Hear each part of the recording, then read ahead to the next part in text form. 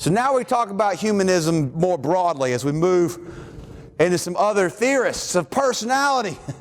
Humanism itself is this really broad concept that was a reaction against psychoanalysis and a reaction against behaviorism. Because both of those schools of thought really have a fairly pessimistic view about people, right? Yeah, you're born into one circumstance or another. You go through your learning situations if you're a behaviorist, or you go through your socializing situations in parents and child relationships early on in life if you're psychoanalytic. But then you come out as an adult, you think you have free will, but you don't really. It's kind of a pathological, pessimistic, deterministic type of philosophy about human nature. The humanism that arose was actually a direct reaction against these, and eventually became called the third force in psychology. It became so big, and it's predominant today. If you've ever heard of positive psychology, it's a remnant or an actual outgrowth of humanistic psychology. The idea here is, know what? You are unique, but you do have free will. You have choice. You have ability to make changes in your life. You're not set on a deterministic path where you have no control really over what you do and you don't do, and that we need growth. And that human beings, we can look at the clinical side, what's gone wrong with human beings, but you flip it on its head and you see what goes right with human beings. For all that goes wrong, there's tons that goes right. You can look at the wars and the famine and the poverty, but you can look at the people who try to alleviate wars and famine and poverty, right? You can look at the ignorance, and you can also look at us going to the moon and beyond. We do some amazing things as human beings, and they thought that was underemphasized in most psychology up to the date. And that idea that you have free will and that you need growth translates into a model that allows you to change. You stress inner directedness. I can choose for myself, and phenomenological reality. Phenomenological reality I've already been talking about a little bit. It's how you perceive reality. The photons are the photons, but whether I think they're light yellow or light green is my interpretation, right? I can look at a person and the action, and one person will say, oh, you need to have compassion for that person. Other people go, no, you need to be hard on that person. The facts being the same, people interpret reality differently. The facts are, in fact, debatable. Reality is not something that's so objective that everybody agrees on it. We actually interpret reality. We create reality through our lenses, our worldviews, our belief structures, our schemas, our scripts. All guide the way we perceive the world, and the perceptions we have of the world guide our actions in the world and create many of the effects we just assume would occur anyway, which might not have, depending on how we viewed and acted in it. So phenomenological reality is a big word, but it's an important word. Your reality and my reality are different. We all agree on certain constraints in reality. We agree today is Wednesday around 1:05 p.m. that it's a beautiful day outside, but some people don't think it's a beautiful day outside. They think it could be a little warmer or a little cooler. You see what I'm saying? We could all go out there and read a thermometer and say it's X degrees outside, but somebody's going to go, that's a little cool for me. Somebody else will say, that's a little hot for me. What's the reality? Well, most people see it as whatever I think is right, and you're crazy. If I say it's warm out today, then it is warm out today because that's how I perceive it. And if you go, no, it's a little chilly, I'm going to say, I don't know what's wrong with you because it's warm. But it depends. It's relative to your view. Carl Rogers comes along. You want a mnemonic for Carl Rogers? I say call him Mr. Rogers. Everybody know who Mr. Rogers is from PBS? Yeah, Mr. Rogers' Neighborhood. He believes in you. He doesn't even know you, but you're a unique and valuable individual, and he cares about you. That's Fred Rogers, but it's also Carl Rogers. They are similar on that point. They believe in you and your inherent abilities to overcome difficulties in your world, and they believe you have value at the core level. So, we have a self-concept.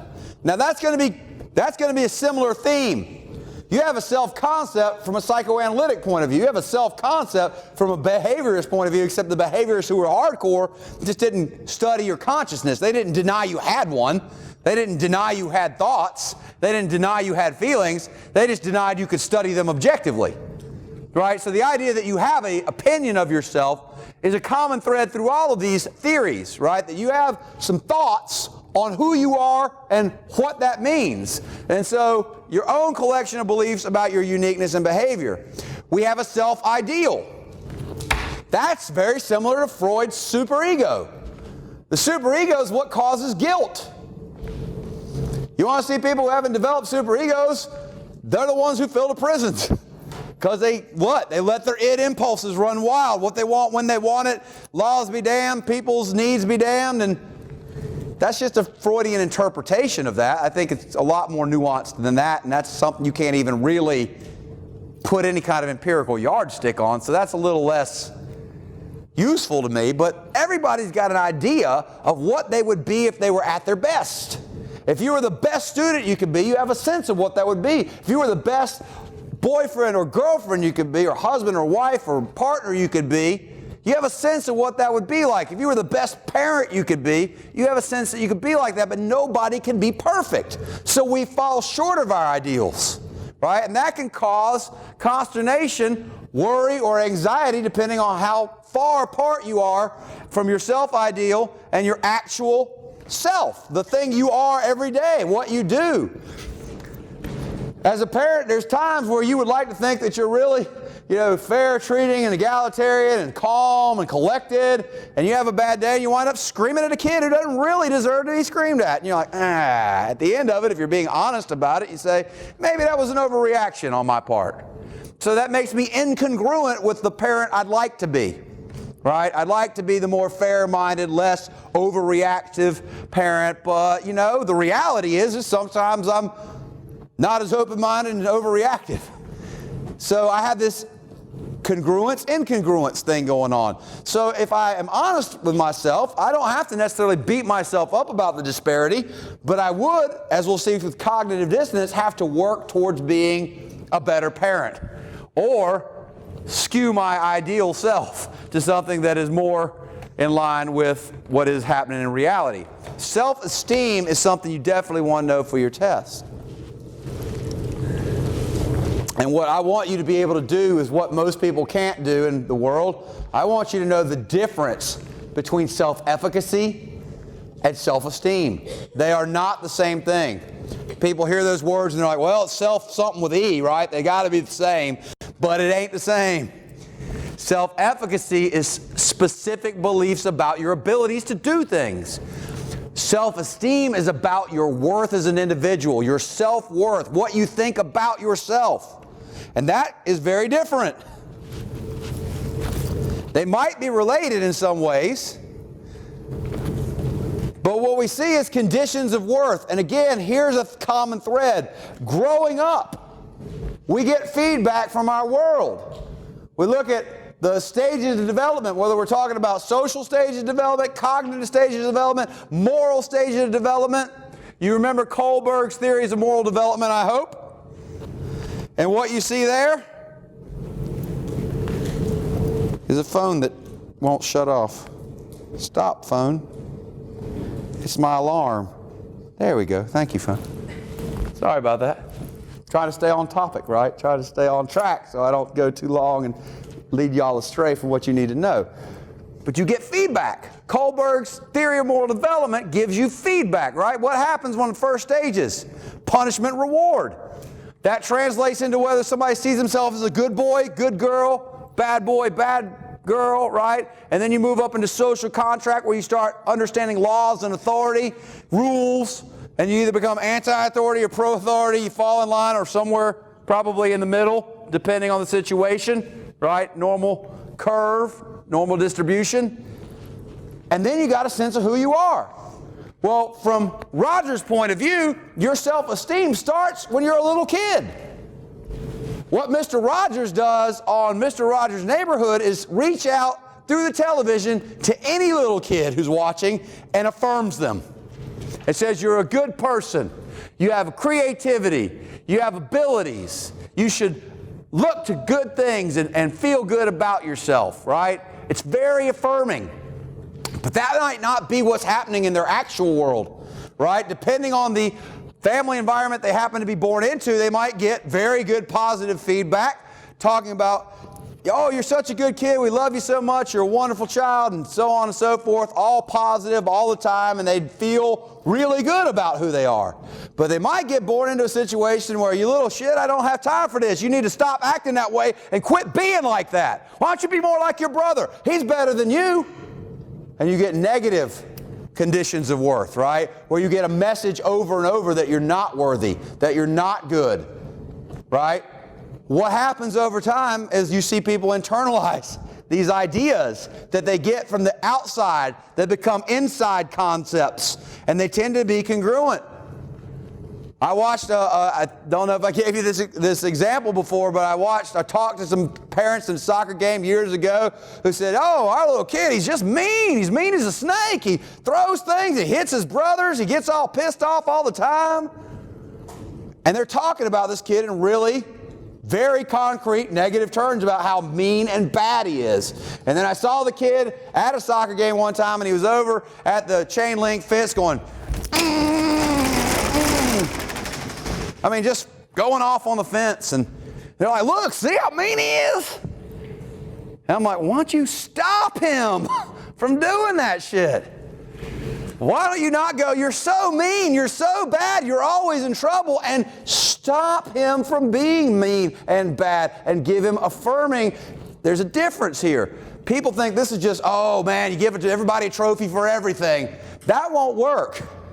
Because people know when they're being patronized, right? Kids know when they're being patronized. The idea here is you separate the worth of the human being from the behavior. The behavior may be totally unacceptable, but that's how we talk about it. We talk about it as the behavior.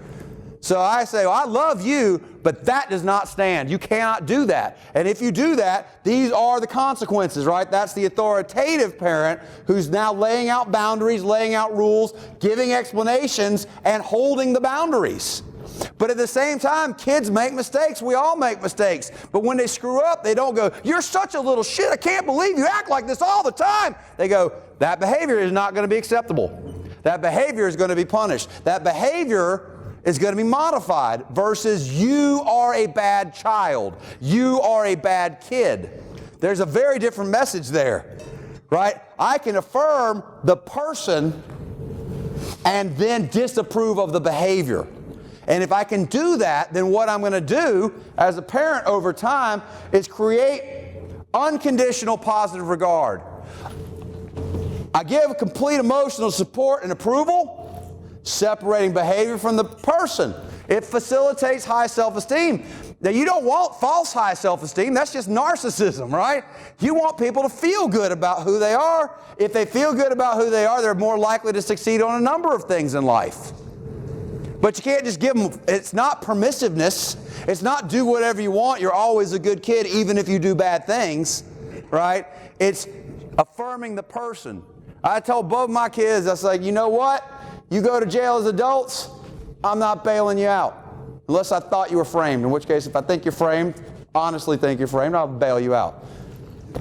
But if you go because you did something, then the consequence stands. And I'm not going to remove the consequence. Right? I'll come and visit you. I'll tell you I love you because I still care about you as a person, but the behavior has the consequences. But down the road, you know what? If you become a bank robber, I'm not taking responsibility for that. I did what I could as a parent. But you know what? If you become president of these United States, I'm not taking credit for that either. Right? You did what you did because you made choices. The choices had consequences. They can lead down positive paths or they can lead down negative paths. But if a person feels better about who they are to begin with, and that's not an inflated sense of self-worth, but is one based in reality about being cared for, etc., independent of mistakes that we all make, then they're more likely to persevere through obstacles and challenges in life and succeed on their own terms. Because I don't know what terms of success are for other people. They have to be self-defined, right? I can say you should do this and you should do that, but it doesn't make it so. And it turns out the self-esteem is measurable.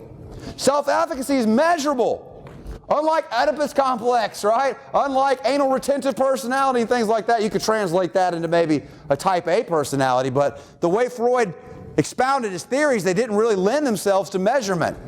But self-efficacy, I can measure my beliefs in whether I can do math or not. I can measure my beliefs in whether I can play basketball or not. I can measure my beliefs in whether I can quit smoking or not. And whether I feel good about myself or not, I can measure that too with reliability and validity. If you remember what we talked about with the intelligence tests, reliability, validity, and standardization and norms still apply. But what we see is when we got pre-teens, boys and girls feel pretty much equally good about themselves. Fascinating.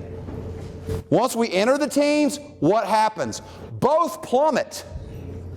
But girls plummet far farther than guys plummet.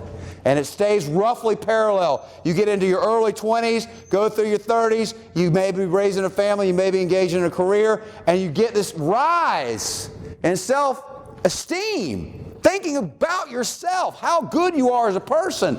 And what you see is females are always thinking less of themselves than males. And we get this peak when? At retirement age. You've been through all the shit life has to throw at you, right? You've been through it and you succeeded and now you're sitting on top of the world looking down. Men still higher, and then what happens? Health declines, right? Mortality starts getting salient. You start realizing how close the end is because you've lived a long time. And for the first time ever since grade school, you see that women actually have higher self-esteem than men.